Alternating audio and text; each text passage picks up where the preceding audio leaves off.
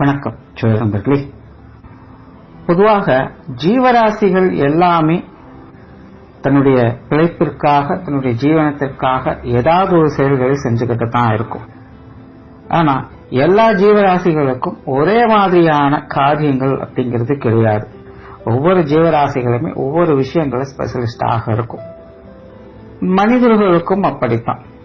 எல்லா விஷயங்களையுமே திறம்பட செயல்படுத்திட முடியாது. ஒவ்வொருத்தருக்குமே ஒவ்வொரு விதமான தனித்துவமான டேலண்ட் அப்படிங்கிறது இருக்கும். அதே நேரம் என்னதான் திறமை இருந்தாலும் கூட அமைப்பு அப்படிங்கிற ஒரு விஷயம் இருந்தால் மட்டும்தான் அந்த திறமையை நமக்காக பயன்படுத்திக்க முடியும். அப்படி அமைப்பு இல்லாத பட்சத்துல அந்த திறமையானது வெறும் திறமை மட்டும்தான். அதனால பிரயோஜனம் அப்படிங்கிறது கிடையாது. அப்படி ஜோதிடத்துல ஒவ்வொருத்தருக்கும் என்ன மாதிரியான ஜீவன அமைப்புகள் இருக்கு, அதை எப்படி அவங்க செயல்படுத்துறாங்க, அதுல என்னென்ன விஷயங்கள் அவங்களுக்கு பொருந்தும் பொருந்தாது அப்படிங்கறதெல்லாம் தனித்தனியாகவே சொல்லப்பட்டு இருக்கு. சோ அதை பத்தி தான் இந்த பதிவுல நம்ம பார்க்க போறோம். அந்த பதிவை பார்க்கறதுக்கு முன்னாடி ஒரு சில விஷயங்கள், இங்க சொல்லக்கூடிய விஷயங்கள் எல்லாமே லக்னத்திற்கு மேஜரா பொருந்தும். அதுவே நீங்க ராசியாக பாக்குறீங்க அப்படின்னா அதுல ஒரு 50% தான் உங்களுக்கு சான்ஸ் இருக்கும். அதாவது ராசியாக இருக்கும் பட்சத்தில் இந்த மாதிரியான அமைப்புகள் தான் உங்களுக்கு அமையும் அப்படிங்கிறது முழுமையா சொல்ல முடியாது. ஆனால் இதனுடைய போக்குகள்ல அவங்க போவாங்க. இது சார்ந்த சிந்தனைகள் அவங்க கிட்ட அதிகமாக இருக்கும். ஜோதிடத்தை பொறுத்த வரைக்கும் மற்ற விஷயங்கள் லக்னம் ராசி அப்படிங்கிறது பெரும்பாலும் ஒரு கலவையான நிலைகளை வேலை செய்யும். பெருசா டிஃபரன்ஸ் இருக்காது. ஆனா ஜீவன அமைப்பு அப்படின்னு வரும்போது மட்டும் பெரும்பாலும் இந்த லக்ன அமைப்பு தான் அவங்களுக்கு எப்படி இருக்கும் அப்படிங்கறத கொஞ்சம் தெளிவா சொல்லும். ஆனா ராசி அப்படிங்கிற நிலைகள்ல தான் சொல்லி இருப்பேன். காரணம் பெரும்பாலானோருக்கு இன்னும் லக்னம் என்ன அப்படிங்கறது தெரியறது இல்ல. மேஜரா எல்லாத்துக்கும் தெரிஞ்சது ராசி மட்டும்தான்.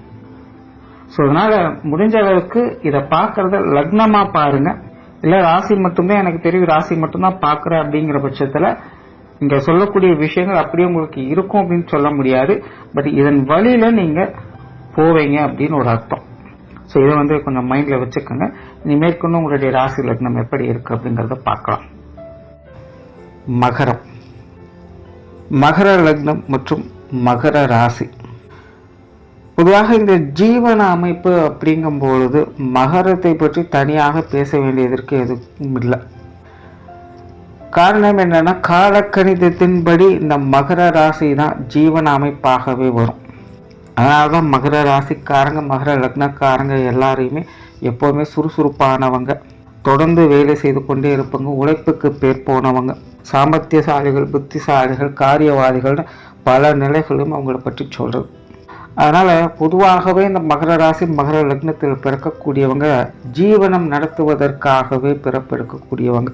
அதனால தனிப்பட்ட முறையில ஜென்ரலா இது இப்படி அது அப்படின்னு உங்களுக்கு எதுவும் சொல்ல வேண்டிய அவசியம் கிடையாது. எதுவாக இருந்தாலும் அவங்களால சமாளிக்க முடியும்.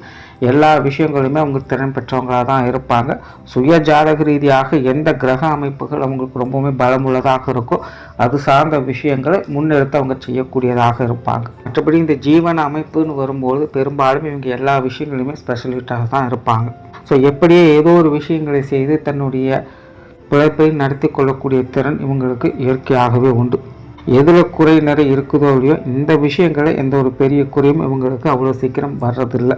ஒரு சிலருக்கு மட்டும் சுய ஜாதகத்தின் அடிப்படையில் இந்த பூர்வீக தோஷம், முன்ஜென்ம தோஷ அமைப்பு, இந்த மாதிரியான சில சாபங்கள், கிரக தோஷங்கள் போன்ற அமைப்புகள்லாம் ஏற்படுறதுனால இவங்களுடைய ஜீவன அமைப்புகள் கொஞ்சம் சங்கடத்துக்கு உள்ளாக்கப்படும். அது அவங்களுடைய கர்மாவின் அடிப்படையில் ஜாதக நிலையில ஏற்படக்கூடிய அமைப்புகள். இதை அவங்க பட்டு தான் கழிச்சாகணும், வேற வழியே கிடையாது. ஆனால் 100% மகர ராசி மகர லக்னக்காரங்க தன்னுடைய ஜீவனத்துல சிறப்பு பெற்றவங்களாகவே பெரும்பாலும் அவங்க இருக்காங்க. முழுக்க முழுக்க இவங்க காரியவாதிகள் தான். காரியம் இல்லாமல் மகரம் என்பது கிடையாது.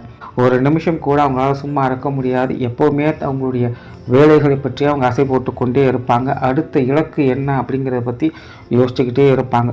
செய்யும் தொழிலே தெய்வம் அப்படிங்கிற வாசகத்தை பின்பற்றக்கூடியவங்களாக இந்த மகரத்தில் பிறந்தவங்க இருப்பாங்க.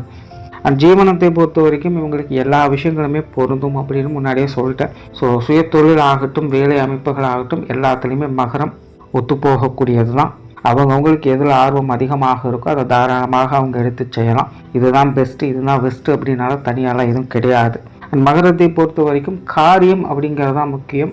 அது எல்லா துறைகள்லையுமே சிறப்புகளை பெறக்கூடியது தான். பட் கிரகாதிபத்திய வகையில் ஒரு சில விஷயங்கள் ராசியின் அடிப்படையிலும் லக்னத்தின் அடிப்படையிலும் இவங்களுக்கு கொஞ்சம் நல்லாவே சப்போர்ட்டாக இருக்கும் அப்படின்னு சொல்லலாம். இந்த வகையில் மகரத்திற்குன்னு சில ஒத்து போகக்கூடிய விஷயங்கள்னு பார்க்கும்பொழுது விவசாயம் சம்பந்தப்பட்ட விஷயங்கள், இரும்பு சம்பந்தப்பட்ட விஷயங்கள், நெருப்பு தொடர்புடைய விஷயங்கள், எலக்ட்ரானிக்ஸ் சம்பந்தப்பட்ட விஷயங்கள், பாதுகாப்பு சம்பந்தப்பட்ட பொருட்கள் அல்லது அது சார்ந்த விஷயங்கள், தொழிற்சாலைகளில் வேலை செய்கிறது, கம்யூனிகேஷன் சம்பந்தப்பட்ட விஷயங்கள், டிரான்ஸ்போர்ட் சம்பந்தப்பட்ட விஷயங்கள், வாகனம் தொடர்புடைய விஷயங்கள், கால்நடை தொடர்புடைய விஷயங்கள், மோட்டிவேஷனல் சார்ந்த விஷயங்கள், வெளிநாடு சம்பந்தப்பட்ட வேலை வாய்ப்புகள், கூட்டு தொழில்கள், பரம்பரை வழி தொழில் வியாபாரம் சம்பந்தப்பட்ட விஷயங்கள், மூலப்பொருட்கள் உற்பத்தி சார்ந்த விஷயங்கள், கருப்பு மற்றும் வெள்ளை நிறம் தொடர்புடைய விஷயங்கள், இப்படி இன்னும் பல விஷயங்கள் இவங்களுக்கு ஜீவன அமைப்புகளுக்கு ஒத்துப்போகும். பொதுவாகவே இந்த மகரத்தில் பிறக்கக்கூடியவங்க காரிய மாற்றவை பிறப்பெடுக்கக்கூடியவங்களாக இருக்காங்க. கடமையை கண் போல செய்யக்கூடியவங்க. அடிக்கிற கைதான் அணைக்கும்னு சொல்லுவாங்க. இவங்களுடைய ஜீவன அமைப்பை பொறுத்த வரைக்கும் இவங்களும் அப்படித்தான். மேலோட்டமாக பார்ப்பதற்கு இவங்க ரொம்பவுமே ஸ்ட்ரிக்டான நபர்களாகத்தான் இருப்பாங்க. விட்டு கொடுக்க மாட்டாங்க. இவ்வளோ சீக்கிரம் யாருக்கும் வளைஞ்சு போகவும் மாட்டாங்க. சுய கௌரவத்தை விட்டு கொடுக்காதவங்களாகவே இருப்பாங்க. இப்போ வேலை அமைப்புகள்னு வரும்போது இவங்களுக்கு கொஞ்சம் ஈஸியாக ட்ரிகர் பண்ணவும் முடியும். அதே போல் இவங்களை ஈஸியாக மோட்டிவேட் பண்ணவும் முடியும். எந்த அளவுக்கு இவங்க ரொம்பவுமே ஸ்ட்ரிக்டாகவும் காரசவரமான நபர்களாகவும் இருக்காங்களோ அதே அளவுக்கு இவங்க வேலையில் திறன் பெற்றவங்களாகவும் இருப்பாங்க. அதே போல் இவங்களை பொறுத்த வரைக்கும் வேற்றுமை அப்படிங்கிறதே இருக்காது. காரியம்னு வந்துட்டாலே நல்லவங்க கெட்டவங்க சின்னவங்க பெரியவங்கன்னு யாரும் பார்க்க மாட்டாங்க. எல்லாரையுமே சரிசமாக பார்க்கக்கூடியவங்க. இவங்களை பொறுத்த வரைக்கும் வேலையை சக்ஸஸ்ஃபுல்லாக முடிக்கணும் அப்படிங்கிறது தான் மோட்டிவ். அதனால் தன்னுடைய காரியத்துக்கு மட்டும் சிறப்பு பெற்றவங்கள கூட இருக்கிறவங்களுக்கும் தன்னால் முடிஞ்ச அளவுக்கு சப்போர்ட் கொடுக்கக்கூடியவங்களாக இருப்பாங்க. ஜென்ரலாகவே இவங்களுக்கு பார்த்தீங்கன்னா இந்த உடன்பிறப்புகளோடு சேர்ந்து செயலாற்றக்கூடிய அமைப்புகள் இருக்கும். இவங்களுடைய ஜீவன அமைப்புகளில் அவங்களுடைய பங்களிப்புகள் சப்போர்ட் அப்படிங்கிறது ஏதோ ஒரு வகையில் நேரடியாகவோ மறைமுகமாகவோ இருந்துகிட்டு இருக்கும். செகண்டரியாக பார்த்தீங்கன்னா இந்த கமிஷன் சார்ந்த விஷயங்கள், நிலபுலன்கள் சம்பந்தப்பட்ட விஷயங்கள், ஆன்மீக ரீதியான அது தொடர்புடைய விஷயங்கள், அறிவியல் ஆராய்ச்சி சம்பந்தப்பட்ட விஷயங்கள், தொழில்நுட்பம், மீடியா தொடர்புடைய விஷயங்கள், இந்த மாதிரியான விஷயங்கள் கூட இவங்களுக்கு ஒத்து வரவும் செய்யும். பெரும்பாலும் மகரம் என்பது தன்னுடைய சுய முன்னேற்றத்தை நோக்கி அடியெடுத்து செல்லும். தன் கையே தன்னுக்கு உதவி அப்படிங்கிற நிலைகளில் இது எப்பவும் வேலை செய்யும். அதனால் இது யாரையும் எதற்கும் எதிர்பார்க்காது. அதே போல் இவங்க ரொம்பவுமே ஹார்ட் ஒர்க்குக்கு பேர் போனவங்களாக இருப்பாங்க. இவங்களுக்கு இந்த ஸ்மார்ட் ஒர்க்கோ இல்லை ரொட்டீன் ஒர்க்கோ எல்லாம் செட் ஆகாது.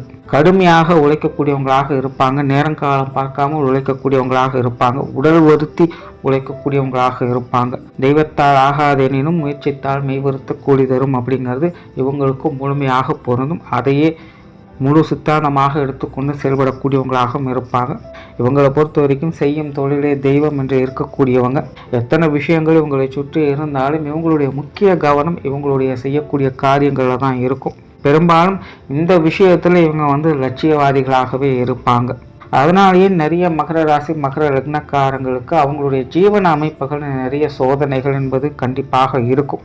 அதாவது இந்த மகர ராசி மகர லக்னக்காரங்க தன்னுடைய ஜீவனத்தை எப்படியோ சக்ஸஸ்ஃபுல்லாக நடத்தக்கூடியவங்களாக இருப்பாங்க. பட் அது அவ்வளோ சுலபமாக இருக்காது. ஏகப்பட்ட பிரச்சனைகளை சங்கடங்களை அவங்க சந்தித்துக்கிட்டே தான் இருப்பாங்க. இருந்தாலும் அது எல்லாத்தையுமே முழுவதுமாக ஓவர் கம் பண்ணி வரக்கூடிய திறமை அவங்களுக்கு முழுவதுமாக இருக்கும். முன்னாடி சொன்ன மாதிரி வெகு சிலருக்கு அவங்களுடைய கர்மாவின் அடிப்படையில் அவங்களுடைய ஜீவனம் அப்படிங்கிறது கொஞ்சம் மோசமான வகையில் அடி வாங்கவே செய்யும். மற்றபடி மேஜரான மகர லக்னம் மகர ராசிக்காரங்களுக்கு அவங்களுடைய ஜீவன அமைப்பு அப்படிங்கிறது பலவித போராட்ட சூழல்கள் இருந்தாலும் கூட அது எல்லாத்தையுமே ஜெயித்து மேலே வரக்கூடியவங்களாக சாதிக்கக்கூடியவங்களாகத்தான் இவங்க இருப்பாங்க. நன்றி, வணக்கம், வாழ்க வளமுடன்.